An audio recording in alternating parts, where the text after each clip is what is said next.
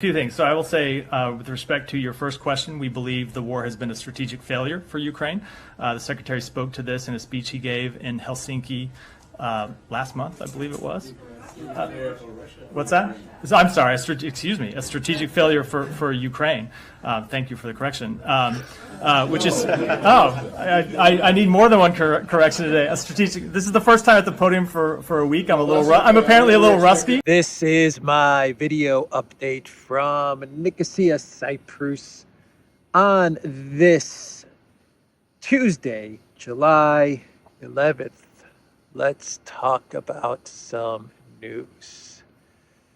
So the Department of State, they say that the war is a strategic failure for Ukraine. No, you meant Russia.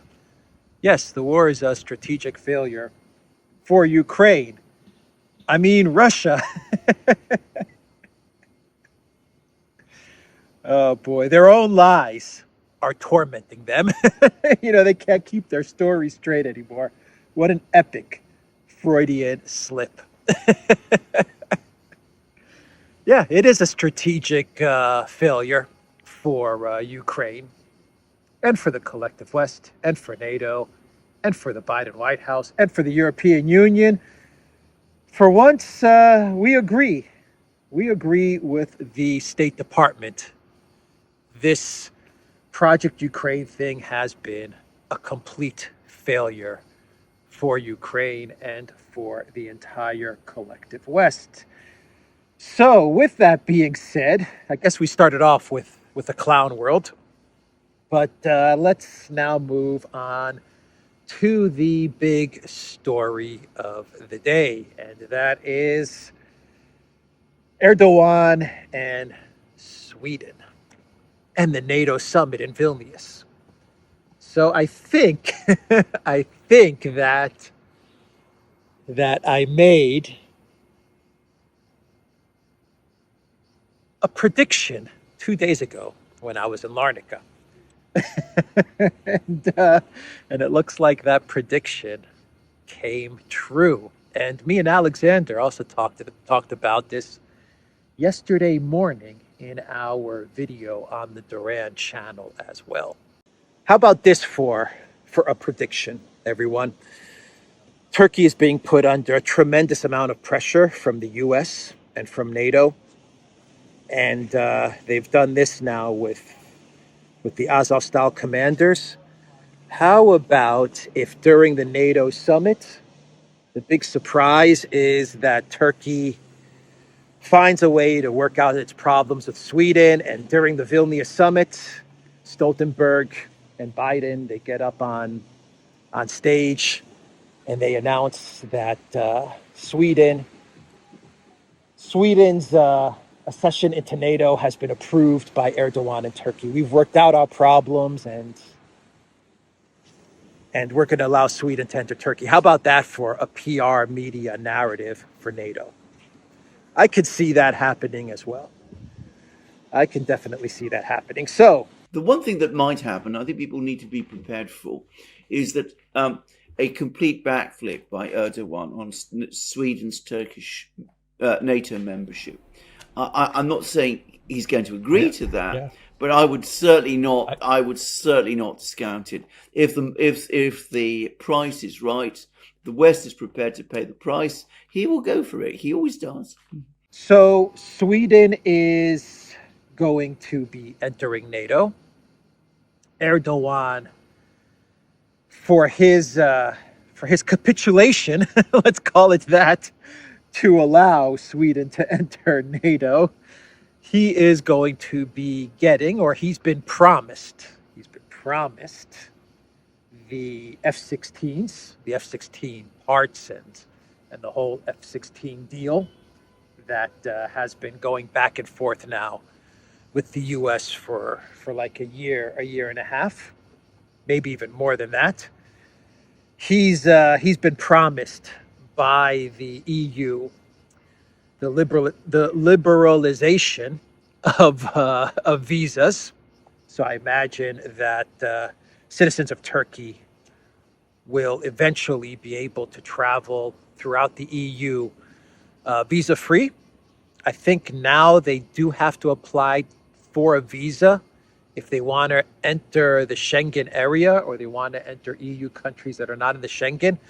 I could be wrong about that, but I do believe that there has been visa issuance issues to Turkish citizens who want to travel into the EU. So I imagine they're going to create some sort of EU-wide visa liberalization, and Turkish citizens will be able to travel to Europe without the need to apply for a visa, maybe for something like 3 months for every 6 months, 90 days for every 180 days, they'll be able to enter Europe. They'll put something together. And I could be wrong on the exact visa policy that's currently in place throughout the EU with Turkey, but one of the things that Erdogan was promised was some sort of visa liberalization with Turkey, and the renewal of the customs agreement, the customs union agreement that the EU has with Turkey, which essentially means more the promise of more investment and more trade, which Erdogan desperately needs because the Turkish economy is in a terrible state. And the visa issue, I imagine, is going to play very, very nicely at home in Turkey. I imagine a lot of Turkish citizens are going to be very happy with some sort of visa policy where they can travel throughout Europe without having to apply for a Schengen visa or stuff like that. So that is what Erdogan has been promised. And Jake Sullivan, he actually came out with a quote after this deal was finalized. And let me tell you what Jake Sullivan said. And this is coming from the Twitter account of Zlati71. The issues of Turkey's membership in the EU and Sweden's accession to NATO are not interconnected. Jake Sullivan, National Security Advisor to the President of the United States. NATO is NATO. The EU is the EU. The U.S. is not a member of the EU. The U.S. has previously been in favor of Turkey's negotiation with Europe. For the resumption of these negotiations, President Biden began to deal with this topic long before the question of Sweden's membership in NATO. So as far as we know, these topics are not interconnected. And then Jake Sullivan, he looked at the media as he was making this statement, and he said, "If you believe that, I have a bridge to sell you." Is there any doubt anymore that the European Union and NATO are one and the same? I mean, come on, man. So Erdogan calls up Biden the other day to talk about resuming Turkey's EU accession process. and then he travels to Vilnius and he meets with Stoltenberg and with the Swedish officials and the Turkish officials, and they hammer out a deal to allow Sweden to get into NATO. And for that, he's going to get all of these EU perks and promises.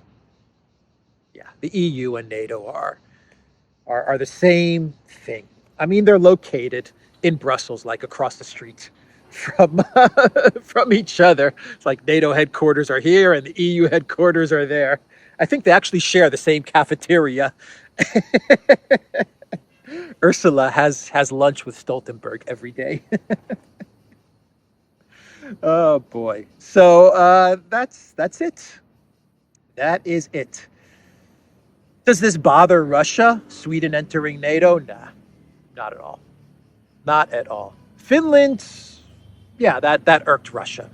But Sweden, I think Russia couldn't care less. I mean, they would prefer Sweden not to be in NATO, but Sweden was already a de facto member of NATO anyway. So this is just formalizing the reality of Sweden's cooperation with NATO over the many years. But Erdogan, he'll reach out to Putin. in the next few weeks, after all of the NATO Vilnius summit hoopla and hysteria calms down, Erdogan is going to reach out to Putin, and he'll start the charm offensive with Putin and with Russia, and they'll find common ground. I'm certain of it. At least in the short term. In the short term, they need each other. Turkey has leverage on Russia. Russia has leverage on Turkey. They'll work it out for the short term. Russia is not going to forget this. I don't think that Russia's going to forget what Turkey has done. But look, this is geopolitics. This is politics, and so right now, both of those countries need each other, and they're going to figure out a way to get past this speed bump, and that's what it is, to be quite honest. And I said in my video yesterday, that was the calculation that Erdogan made. Erdogan said, you know, for me to spoil my relationship with Putin and with Russia, just kind of set it back a little bit, is worth what I'm going to get from the collective West. That was the calculation that Erdogan made. Okay, I take a hit with Russia, but it's nothing that I can't work out in the next month or two. And Putin, I'm sure that Erdogan said, you know, Putin is a rational, reasonable leader. I can talk with him, and I'll figure a way to get back into Russia's good graces. But for now, Erdogan said, for now, I need to get the F-16 stuff. I need to get the visa stuff. I need to get investment into Turkey. The economy is a complete mess. I believe that Erdogan hired a new finance minister who's this Wall Street banker guy, very popular. From what I understand, he's very popular in Turkey, especially among the business community. I forgot his name, but yeah, Erdogan needs to solve these problems. And while he may be looking at BRICS and the SCO in the medium and long term, he probably said, you know what, in the short term, I need to shore things up a bit. So that's probably what happened. And who knows what threats the U.S. was making towards Turkey as well. We don't know what the Biden White House was holding over Erdogan's head either. And at the end of the day, you know, this is Erdogan being Erdogan. He enjoys this stuff. This is in his nature. It's in his nature to play both sides. That's what he likes to do. That's what he feels he does best. So for NATO, this was a PR win. For NATO Incorporated, this was a big media PR win. And look, the media and the PR stuff is the most important thing for the collective West, for the U.S. and for NATO. I mean, the PR media stuff is just below the power and the money. After the power and the money, the second most important priority for the collective West is the PR media optics. It's even more important than the actual reality of the conflict on the ground. That's how important the media and PR information war optics are for the collective West. So this was a huge gift from Erdogan to NATO and to the collective West, because NATO is a business that is failing. NATO Incorporated, it is a business that is failing because NATO relies on expansion and conflict. And it's losing the conflict in Ukraine. That's bad. That's one part of its business model, the conflict. It's getting demolished in Ukraine. And so it has to rely on its other revenue model, which is expansion. And outside of Ukraine, it can't really expand much further, at least in Europe. So it got Finland, it got Sweden. Who's next? Moldova? After Moldova, you don't really have any other countries. Okay, they're gonna put pressure on Serbia and work on Serbia, but that's gonna be a tough one for NATO to crack. So Sweden, Finland, next up is Moldova. After that, you're done. You've been stopped at Ukraine. Because Ukraine for NATO was gonna be a big expansion. If they could have gotten into Ukraine, and think about it, it would have opened up all of the Caucasus and Eurasia. It would have opened up Georgia and Armenia and Azerbaijan and Kazakhstan. I mean, it would have opened everything up for NATO. But they've been stopped at Ukraine. So the conflict is going really bad for them.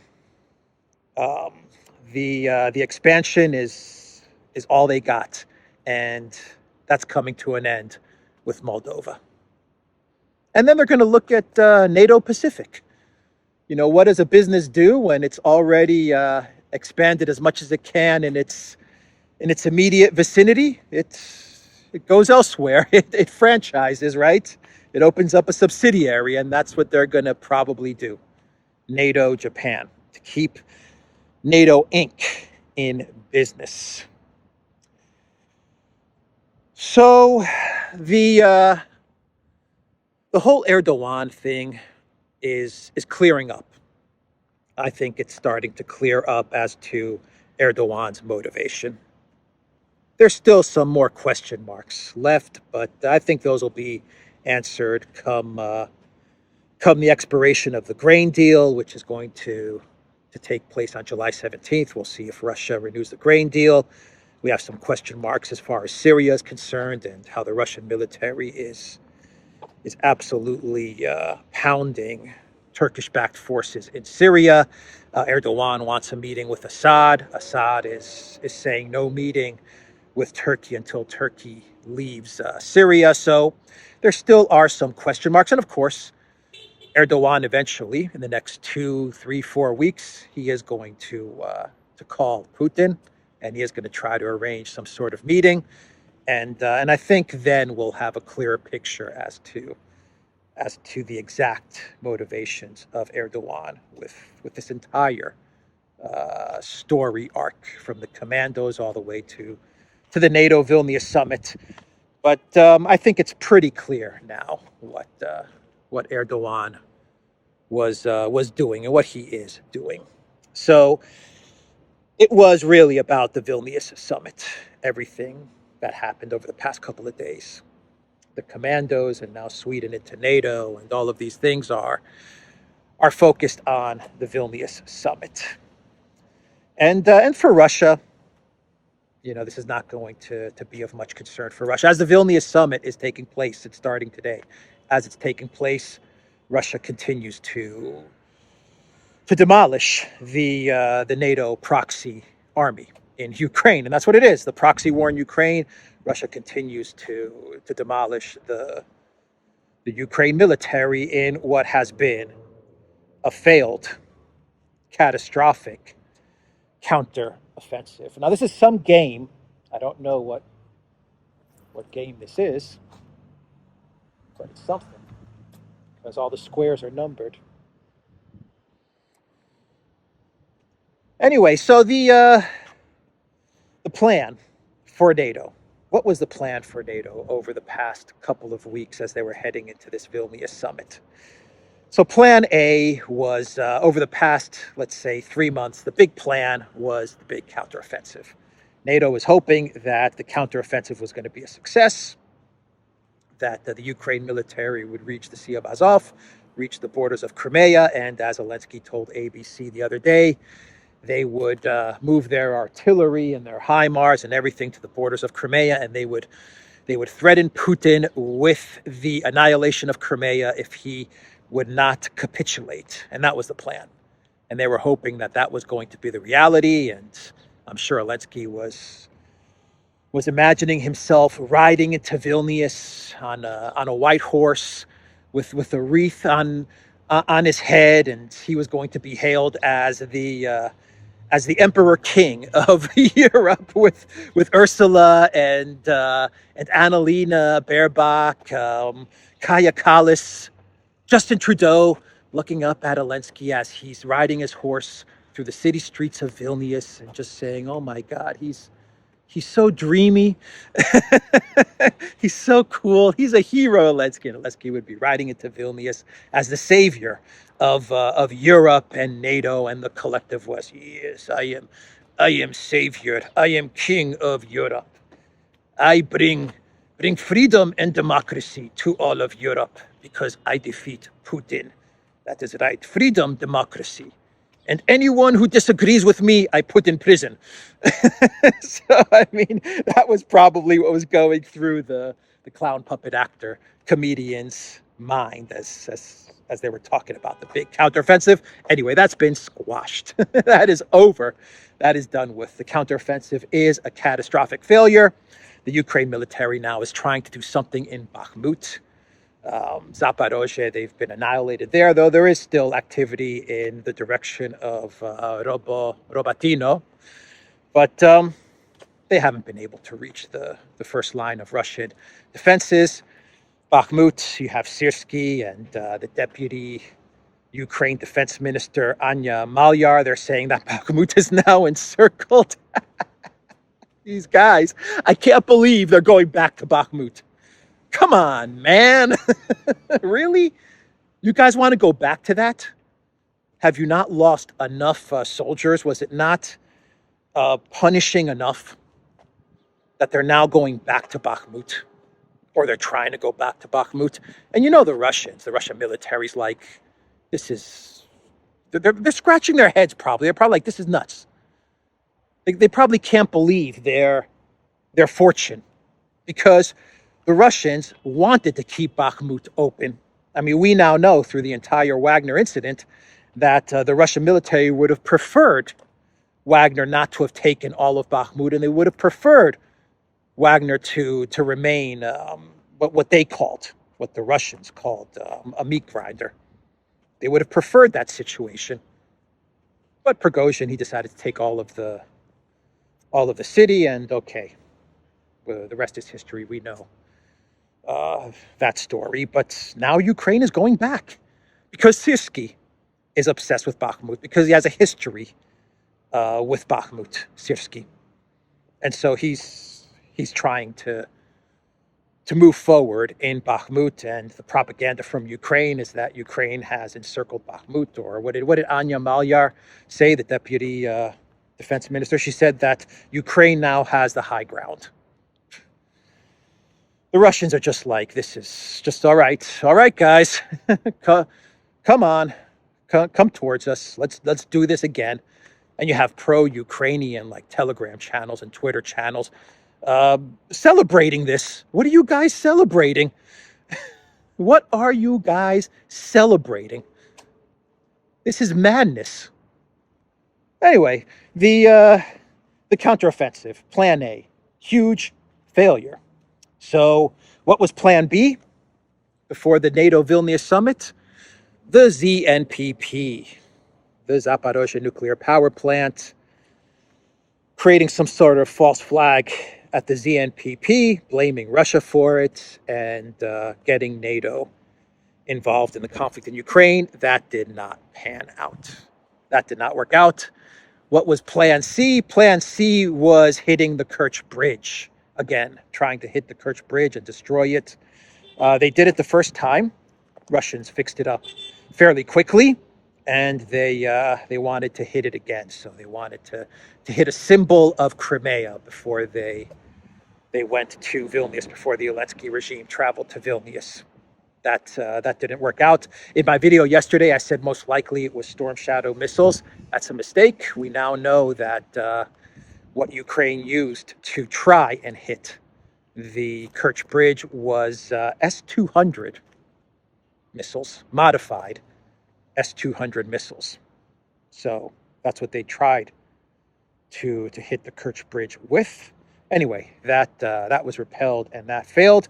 And so you get to plan, where am I? A, B, C, Plan D, which is Turkey and Erdogan.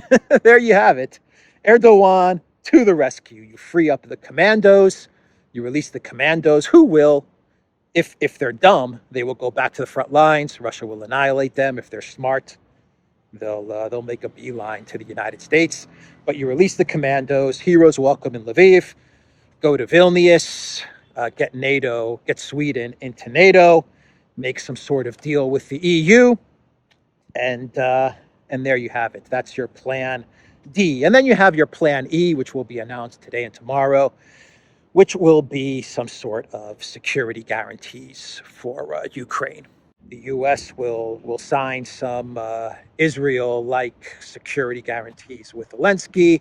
The U.K. will sign bilateral security guarantees. Poland will sign security guarantees, and on and on and on. And a whole bunch of NATO countries are going to sign bilateral security guarantees with Zelensky, and they'll be sitting at a big table, and they'll sign these documents, and they'll shake each other's hands, and everyone will take photos, and that'll be the big victory.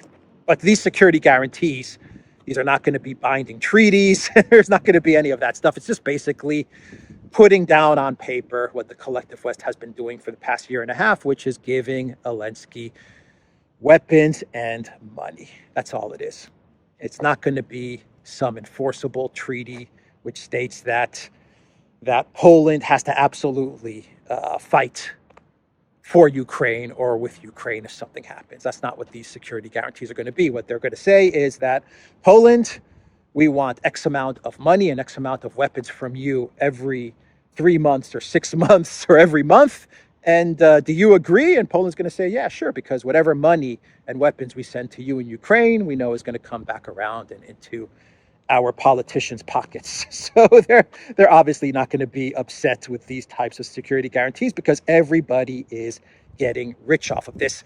And if you have any doubts that what is driving this conflict in Ukraine is money, well, just understand that even the Biden White House, they came out with a statement yesterday, and they said that they are against some Republican congressional initiatives to audit all the money and weapons that are going to Ukraine, to put like a special auditor in place so that they can start tracking all the hundreds of billions of dollars that are going to Ukraine and disappearing. And the Biden White House, I think this was an initiative from like Rand Paul and Matt Gaetz and all of these guys, Marjorie Taylor Greene, all these Republicans, America First, you could say Republicans, J.D. Vance, who are saying, wait a minute, we've sent 150, 250, 350 billion to Ukraine and it's disappeared. Where is this money gone? All we're seeing are images of burnt out Leopards and Bradleys and howitzers, and there's no more ammunition left. I'll get to that in a bit. So where's all this money going? And Zelensky is buying homes in every city in the world. That's my my shtick. But yeah, so they're like, let's get an auditor.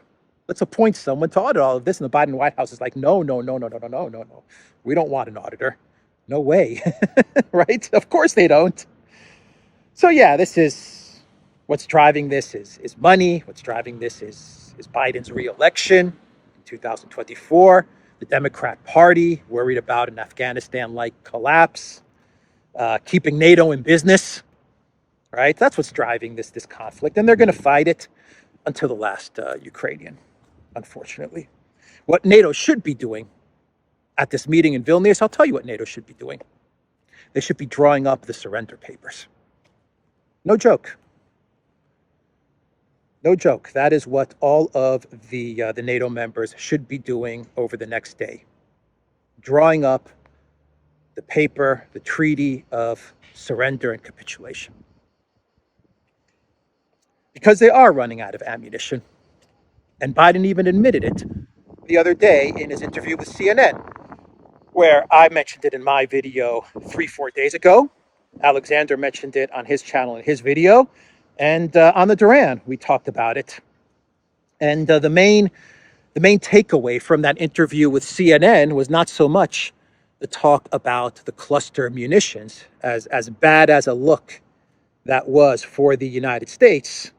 The main takeaway from Biden's interview with Fareed Zakaria which I noted in my video, was the fact that Biden said that the U.S. is out of 155 millimeter ammunition, which is the foundation of this artillery war. The U.S. is out, and that's why they had to give cluster munitions to Ukraine to act as a type of stopgap as they try to get some production, to ramp up production for the 155 mm. And the New York Post actually ran an article, and they're saying that Biden pretty much gave the game away. Like this was a national security, this is like a national security issue, the state of the U.S.'s military and its stockpiles. And Biden admitted to the world that the U.S. is out of weapons. The United States of America is out of 155 mm ammunition. That is amazing. That is amazing. And Biden blurted it out during this interview. So let's do a couple more stories and we'll wrap this video up. How am I doing on time here? Ooh, yeah, I'm gonna have to wrap this one up. So let's try to move quickly. Let's try to move through these stories quickly here. Mark Rutte, he announced that he is out of politics. Am I getting that correct? Did I hear that correctly? Mark Rutte has announced that he's done with politics. He's not going to try and run for elections, to try and lead his party to a victory when new elections in Netherlands takes place. Wow, that is huge. But, Mark Rutte, don't let the door hit you on the way out. I'm sure he's waiting for a very juicy appointment to some globalist institution, the Hague or the WEF or the World Bank or something. So I imagine he's holding out and he's expecting a very, very nice payday after all of the work that he has put in for the globalists. Reuters, they ran a story talking about how countries around the world are repatriating their gold out of the collective West. As we have predicted on this channel and on the DURAN channel, the rest of the world that has their gold with the collective West, for example, Venezuela and its gold in London, which London has stolen. Anyway, they are seeing all of these things. They're seeing how the collective West is stealing assets and stealing foreign currency reserves and stealing gold. And it looks like all the countries that do have their gold in the collective West for safekeeping, they're pulling it out and they're bringing it back home. This is a huge, huge deal, but expected, because trust in the collective West, trust in the financial architecture of the collective West has been shattered. And Reuters says the main reason that countries are taking back their gold is because they got freaked out by the Russian sanctions. It freaked them out. We've been saying this for about a year and a half now, that countries are going to look on and see what the collective West is doing to Russia, and they're going to say, you know what? Today they're doing it to Russia. Tomorrow they're going to come after me. And it's not only going to be countries, it's going to be very high net worth individuals, princes, oligarchs, businesses. They're going to see what the collective West is doing to Russia, and they're going to say, I got to pull out. And where are they going to put all of these assets and this money and this gold? Well, they're either going to bring it home or they're going to move it to the multipolar system, which is a system that is working on building financial trust with its partners. So this is a huge L for the collective West. And Reuters kind of put the story out there, and I think now everyone understands the severity of the failure that was the Russian sanctions. What a failure the Russian sanctions were. What else here? Let's see. Rheinmetall, the German MIC company, the CEO gave an interview to CNN and said that they are indeed going to have a tank factory up and running in Ukraine in the next couple of months. And he actually said that he's not worried about Russia destroying this tank factory. The CEO said that there are a lot of factories in Ukraine that Russia hasn't destroyed. So why would they destroy ours? Yeah, just wait. Just wait. Russia hasn't destroyed those factories yet because they decided not to destroy those factories. So this factory is going to be located in the west of Ukraine. If Russia wants to destroy it, they will destroy it.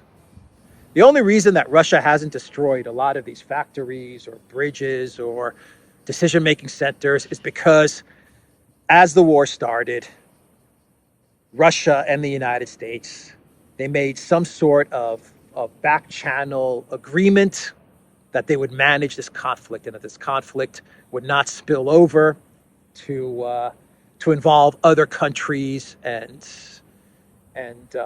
fighters for the collective West and factories of the collective West and stuff like that. They tried to manage this conflict, but the Russians kept their word and they didn't destroy the factories and decision-making centers where NATO commanders were and stuff like that. But the collective West did not keep their word. And they launched attacks into Russia, and they provoked Russia by hitting the Kerch Bridge or attacking Belgorod, escalating with sanctions and all of these things, and flooding Ukraine with mercenaries, and delivering long-range missiles and HIMARS and Storm Shadows. And so Russia, slowly, step by step, Russia decided to start hitting the command centers and the factories and stuff like that. And so, this tank factory, unless Germany can call up Putin, unless Schultz can call up Putin and come to some sort of an agreement that Russia should allow this tank factory to exist, and in exchange, Germany will, I don't even know what Germany can offer Russia. I don't know. To be honest, Germany has nothing to offer Russia, but it would need some sort of an agreement between Germany and Russia to actually allow this tank factory to operate. But the CEO, he's living in fantasy land if he believes that that factory is going to be allowed to operate in Ukraine. He probably doesn't care, though, because the budget is going to be earmarked and put in place, so Rheinmetall will get the payday, whether they have a factory in Ukraine or not. And finally, Australia is sending E-7A wedge-tail planes to Ukraine. Now, the interesting part about these planes is that their sole purpose is to monitor, surveil, and protect cargo that is moving into Ukraine. And the reason that these planes are being sent to Ukraine is because the collective West is out of weapons. And so, any and every weapon delivery they make to Ukraine going forward is absolutely precious now for the collective West. And they have to make absolutely certain that those weapons do not get destroyed on the way to the front lines. And so that's why Australia is pitching in with this wedge-tail plane, this E-7A wedge-tail plane. And finally, let's do a really quick update on Wagner and the story about Putin meeting with the 35 commanders, including Prigozhin, of Wagner on June 29th. This story was revealed by a French publication. Peskov the other day, he confirmed this meeting. And Alexander talks about this in his video update from yesterday. My thoughts on this is yeah, I absolutely would say this was expected. I mean, I would say that if Putin is a good manager and a good leader, he would absolutely want to sit down with all the commanders, 35 commanders, and get their take on things, including Prigozhin. Absolutely. And I think the conclusion to this meeting is that Putin offered these commanders some sort of pathway to the Russian military. it looks like Russia's going to be setting up some sort of new PMC, some sort of Wagner rebranded, and perhaps the commanders will take part in this new entity. And the commanders, they all pretty much pledge their allegiance to Putin and to Russia. So it was a win for Putin, this meeting. A clear victory for Putin and for the Russian government. And this meeting kind of makes sense. And from what I understand, the commanders don't want to go to Belarus. They don't want to be exiled in Belarus. They want to fight for Russia. They want to be involved in some sort of operations for Russia. Maybe they're going to be involved in operations that Russia has in Syria, maybe in Africa, maybe in the conflict in Ukraine. But I expected this. I would say that this is not a surprise that Putin met with these commanders. So that's my thoughts on the meeting with Wagner. And finally, let's do a clown world. And I have two clown worlds for today. The first clown world is Joe Biden's trip to the UK, where he met with King Charles and he broke protocol and he was walking in front of Prince Charles. I'm sure you've all seen the videos by now. The big question is whether Biden was walking in front of Prince Charles because he wanted to send a message, King Charles, because he wanted to send a message to the king, to the UK. I'm the man, I'm Biden, and I rule over you guys, so I'm not going to walk next to or behind the king. I'm going to walk in front of the king because, Biden does have these strange perceptions of himself. Probably rightly so, because he's the most protected president in all of history. But the other theory is that Biden is just losing his mind and he has no idea what's going on. So whether he's walking in front of the king or in back of the king or next to the king or walking in a whole different park, Biden has no clue what is happening to him. So that was the first clown world, and the final clown world to wrap up this video, which has been a long video. I need to wrap this up quickly. Is a German official who spoke before the NATO Vilnius summit, Mr. Kolatz. This is what he said, and I quote, "There are no German weapons in Ukraine. There are Ukrainian weapons of German origin, and those are completely different circumstances." The Annalena Baerbock school of weapon ownership. These are not German leopards that are getting destroyed.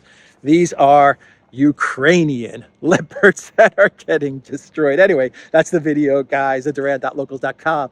We are on Rumble, ODYSEE, BitChute, Rockfin, and Telegram. And go to Duran Shop, 10% off. Use the code. Good day. Take care.